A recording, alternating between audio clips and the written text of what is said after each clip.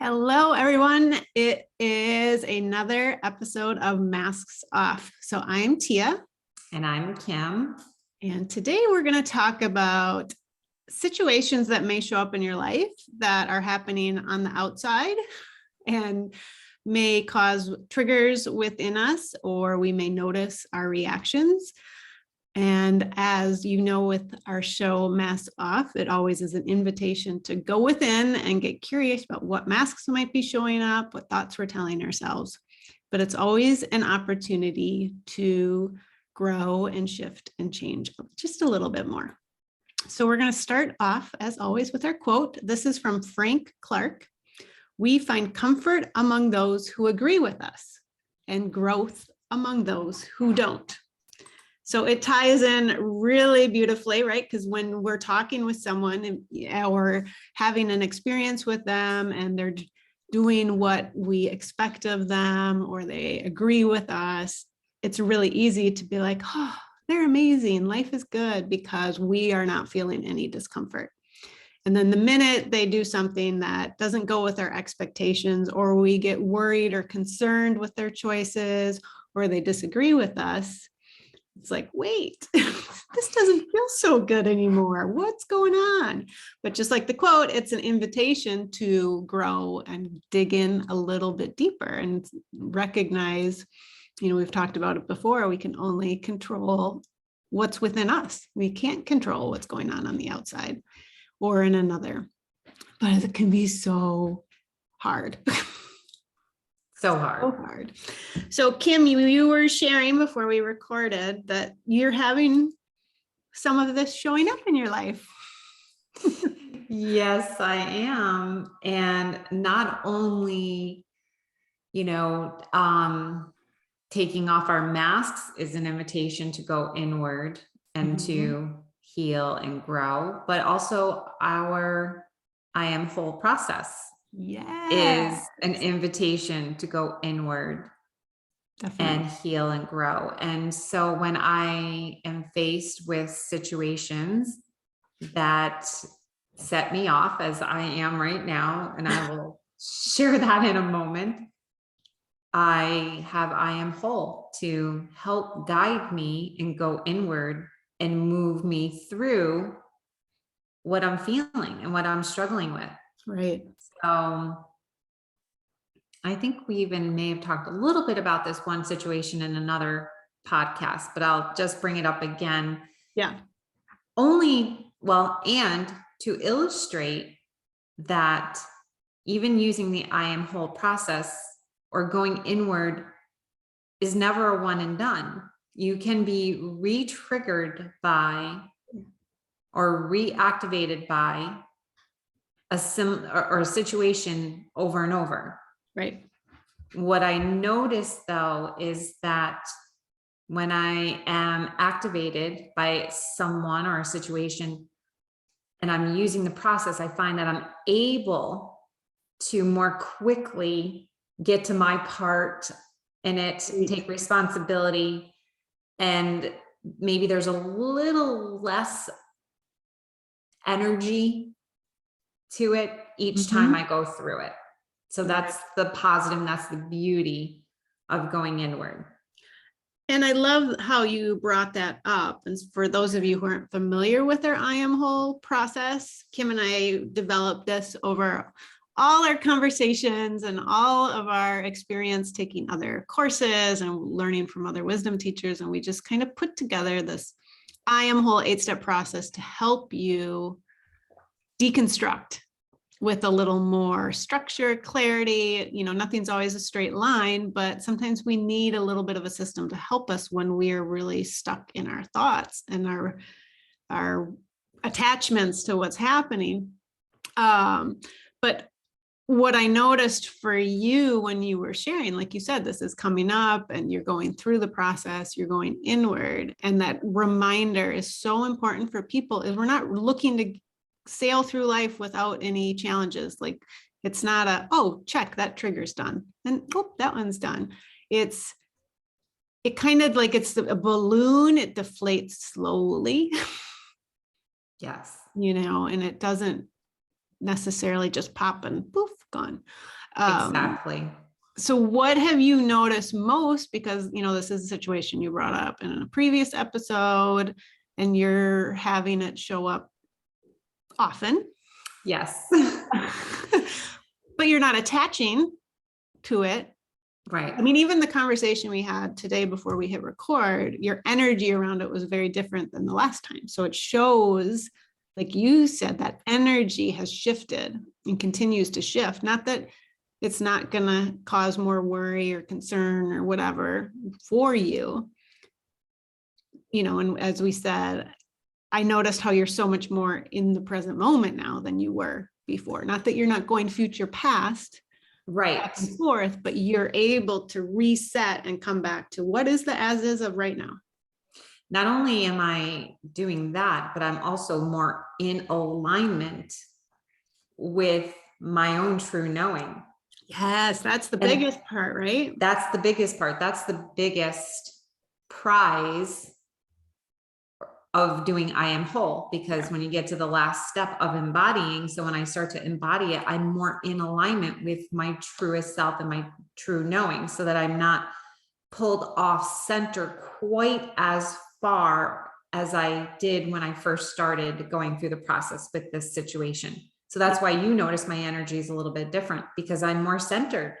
I'm more clear. It's given me more clarity, but it doesn't mean that I'm not still thrown off. Exactly. And I love that you brought up that how the embodiment piece is so important, and knowing you're more in tune and in alignment with what you know is clear for you. It's clear. Yeah. Again, like you said, it doesn't mean you don't get pushed off center, but it's allowing you to make those choices from that aligned inner place rather than a reactive, fearful place or controlling place. And that's the beauty. It's so beautiful. Yes. Thank you. All right. So let's, take the cat out of the bag, because I know everybody who's listening is like, okay, what's the situation? Especially if they are listening to it just now and didn't hear me talk about it before. So we're masks off, and masks off means taking your masks off, being 100% real, 100% honest, 100% vulnerable. So I'm just shining the light on me and not necessarily my daughter. My daughter is the one who's in the situation, but I'm shining the light on me. Right. Because it's affecting you. Yes. And it's showing up for you. And that's the only part that I can control. Right. And every person, adult. Exactly. She's a young adult, and every situation, every person that, as the quote says, that don't agree with us is an opportunity for growth. So whenever there's a difference, like you said, it's great when you're in total agreement and you're like, all rainbows and sunshine and unicorns. Oh, I love you. Like, life is good. But when there's a difference, then that's where you have to grow. And that's why I'm taking the mask off on myself, to see where I can still grow and heal from this. So the situation is that, so my daughter's a young adult and she's still learning. Let's say, we'll call it that. She's learning how to be financially responsible, and she's struggling with being financially responsible. So that's kind of the topic. Yep. And so, and it's difficult for her to set boundaries with herself on how much she spends. And so taking my mask off, where my first go-to is the future of fear. Sure. Oh my goodness, if she doesn't get a handle on this money thing, she's going to be broke. She's going to have no money. She'll be miserable. She's either going to be forced to work a ton while she's in school full time, or worse yet, she has to quit school to work to keep up with her spending, or she's going to be asking me for money. And then I'm going to have to be forced to set a boundary, which is, masks off, very hard for me to set boundaries. I mean, I'm an empath. I wear the people pleaser mask. I wear the conflict avoider mask, the rescuer mask. Those people with those masks have a very hard time setting a boundary and holding the boundary. Yes. You know, I Especially the people we love. especially the people we love. And I learned that it's also like a learned behavior from my mom, Right. because my mom, she, you know, she enabled the people around her by giving them money, or quote unquote loaning them money that was never paid back. So giving them money over and over and over again, because she couldn't set boundaries, and she enabled and set up for people in her life to not be financially responsible somehow or another. And this is the part where I was saying earlier, where I feel like somehow some part of this is genetic or generational, because from the jump, I was financially responsible. When I was 11 years old and I was a soda girl at bingo and I made my $10, I would like walk to the bank and put it in the bank at 11 years old. Who does that? You know what I mean? Yeah. At 11. So, and I watched my mom do this, and I watched, and somehow even at that young age, I knew there was a financial irresponsibility going on. And I didn't want to be like that. Like I had an aversion to that. And I knew that wasn't the way to go. Yeah. So, but anyway, going back to my mom not being able to set boundaries. So I feel like on the one hand, I know that the healthiest thing for me to do is to set the boundary with my daughter. Like, this is what I'm willing to give you for college. And then anything else above and beyond is on you. You have to figure it out. Yep. So there's the future stuff, right? Fear-based, going into the future. And then where I go back into the past is blaming myself for setting her up for a certain type of lifestyle, because when she was little, she did get a lot. She did experience a lot. When she wanted nice things, she got nice things. Or if she has learned how to use spending to satisfy an emptiness or a hole within, then when I go to the past, there's blame of, did I not do a good job as a mom, that I didn't help or fill that hole for her? Did I make that hole bigger by things I said or didn't say, or things I did or didn't do? Did I not, give her enough of what she needed? So there's that. I can go into the past, and then having to come back to the present moment of just being aware and accepting what is the as is. Okay, doesn't matter, future's not here, the past is gone. What's going on in this moment? How are you going to show up right now?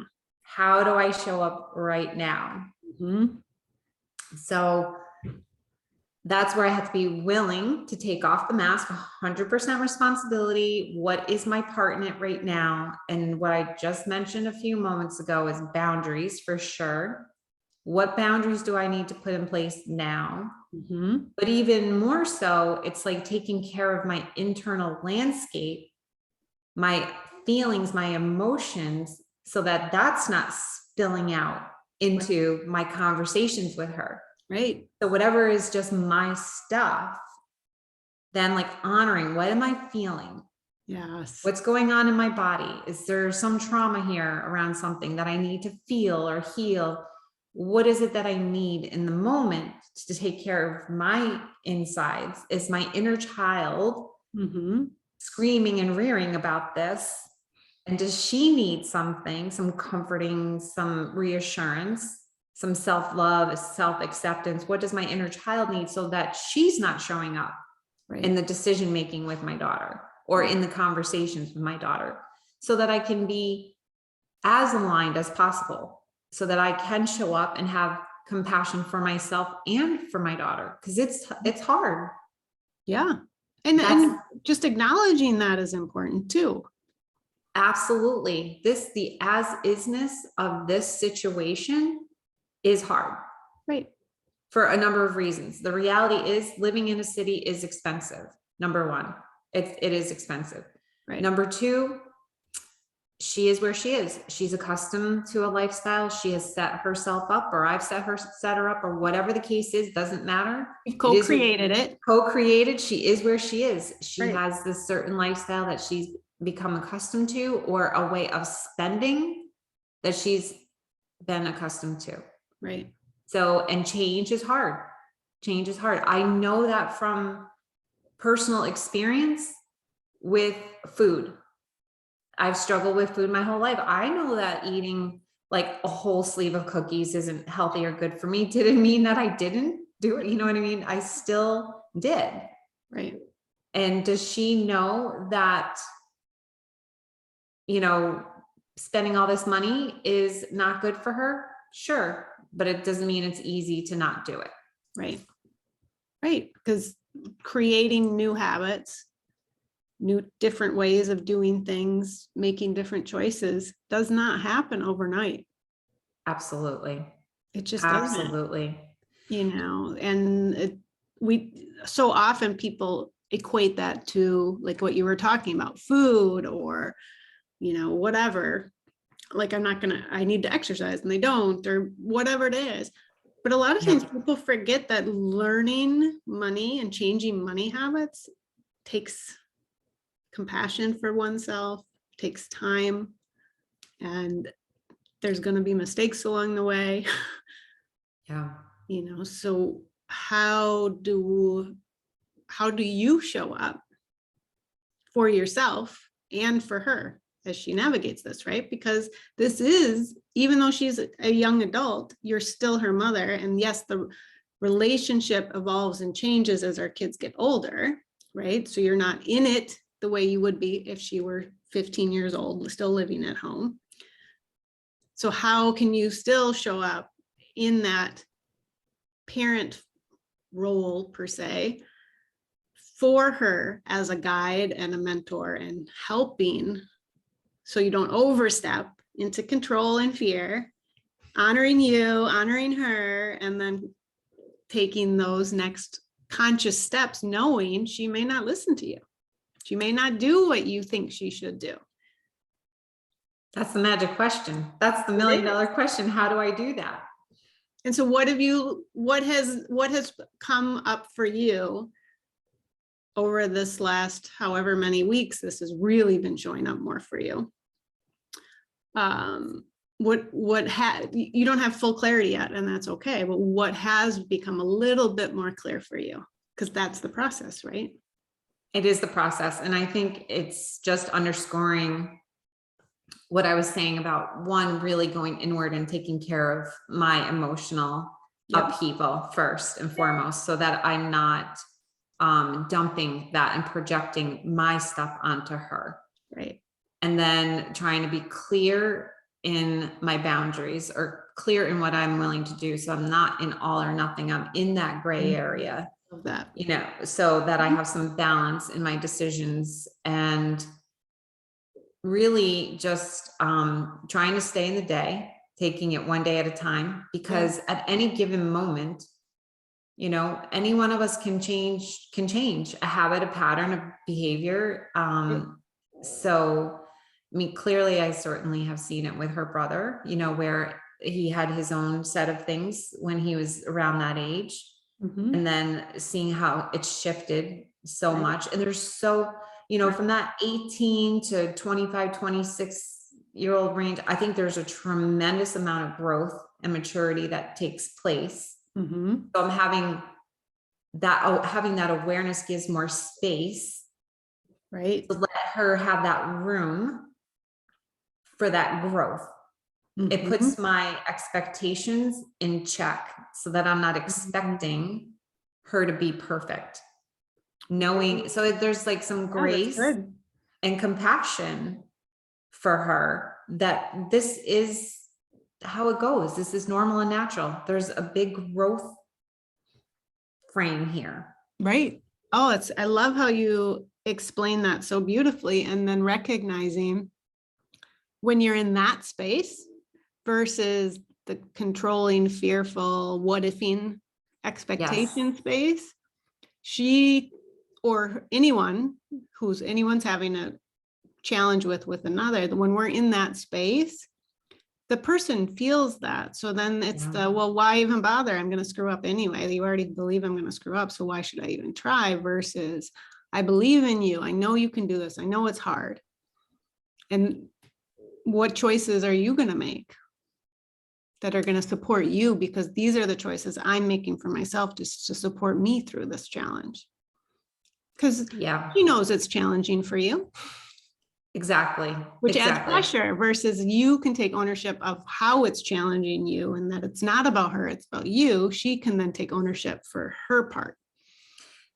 And I like that you bring that up, because that is a conversation that we have had once or twice around this topic and situation, is that I was honest with her and shared how it was so hard for me. We've had this open communication for a long time that, you know, I take my mask off when I'm with her and I own the parts of myself that are showing up. So I call it my anxious nervous mask, or when I'm in anxious nervous, and she knows I go there. And I said that, and I explained to her, that's where I'm coming from. And I said, that's not your job to take care of that. That's my job to take care of that. So, you know, I'm clear with her, like, this is where I'm coming from, but I'm not putting it on you and expecting you to have to fix that for me. I'm working on it. And I'm letting you know that I'm working on my anxious nervousness around this. Mm. And then she gets it. And the energy is 100% different, like you said. And so the more we take responsibility, the more we can express that too, lightens the load, lightens the pressure. And then, you know, maybe the other person, or maybe they don't. Yeah. But they can take the next step for them, whether it is helpful or it's another lesson in the continual journey of like, oh, there I did it again. Now am I going to learn from it this time? Maybe, maybe not. But then they can start to take ownership for their steps versus reacting to the other, because then it's easy to not take responsibility because you're reacting to the other. Absolutely. Absolutely. It just changes the dynamic of the relationship so much. Mm-hmm. So, and I'm really grateful, like I said, that I have this process that we came up with, because it just is a quick, accessible tool that I go to as soon as I start to feel that I'm off-centered. I go boom, boom, boom, boom, you know, I am whole. I am, and it helps me now that I've used it so often, so much, that I can go through it quickly. Sometimes it takes longer. I go back around. Sure. But it's been super helpful in getting me to this place of having more clarity, being more aligned, more centered. It's a tool. It's a process that helps me to get there so that I can show up as the best version of myself in that moment. Yeah. Wow. Yeah. So that's it. I'm complete on taking my mask off. This is such a good conversation because it's just real, you know, and whatever the situation is, I think I would imagine most anyone listening has a situation with another person that is challenging for them. And so it's that reminder of it's an opportunity, it's a process, you know, the I am whole 8-step process is a process, but the process of embodying, finding that inner alignment, like you were talking about earlier, takes time, but every time we do it, we're strengthening that and we're getting more clarity. So while we really want to have the answer and do it just perfect, life doesn't always give us that, but what it does is it gives us the opportunity to realign, recheck in. And that is because I think it's almost because it is a slower process of evolving, of doing all this wisdom work that we've talked about for the last 2 years on our podcast. Is slow and steady wins the race. I'm not a big fan of the word win, but you know, it's kind of that. It's like the slow and steady process is what makes it stick, which is why they say it takes 30 days to even begin to change a habit every day. You know, we don't just all of a sudden, I mean, there are people who literally can wake up and be like, oh, I'm going to quit doing X, and they just do it. But most people, it takes time. really intentional focus and choices. And so you're doing that, you shared that in this process, and it's so powerful. So, just to wrap it up, if you're curious about the I Am Whole process, yes, you can sign up. We are sharing this for free on Teachable through a course. Takes you through each step process. We are actually doing it live right now for the first time. If you're listening, you can pop in and get the last bit of it live. But if you can't, that's okay, because you can do it self-led. There's no timetable with this. But if you want to learn more about I Am Whole, you can check out the show notes and just go to Teachable and sign up. It's free. awesome. Check it out, everybody. And as always, if you enjoyed what you heard today, give us a like or subscribe. We always appreciate your support, and we will see you next time on Masks Off. Thanks, everyone. Bye.